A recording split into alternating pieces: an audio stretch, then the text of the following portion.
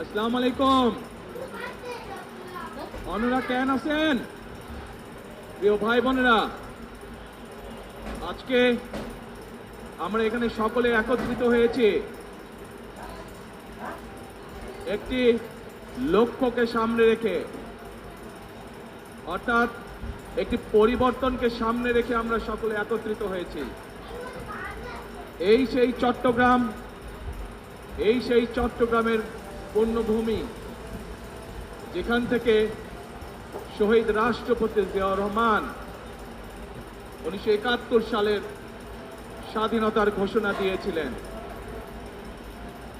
এই সেই চট্টগ্রামের পুণ্যভূমি, যেখানে শহীদ রাষ্ট্রপতি জিয়াউর রহমান শহীদ হয়েছিলেন। প্রিয় ভাই বোনেরা, এই সেই চট্টগ্রামের পুণ্যভূমি, যেখান থেকে দেশনেত্রী খালেদা জিয়াকে দেশনেত্রী উপাধি দেওয়া হয়েছিল। এই চট্টগ্রামের পুণ্যভূমির সাথে আমি এবং আমার পরিবারের একটি আবেগের সম্পর্ক রয়েছে।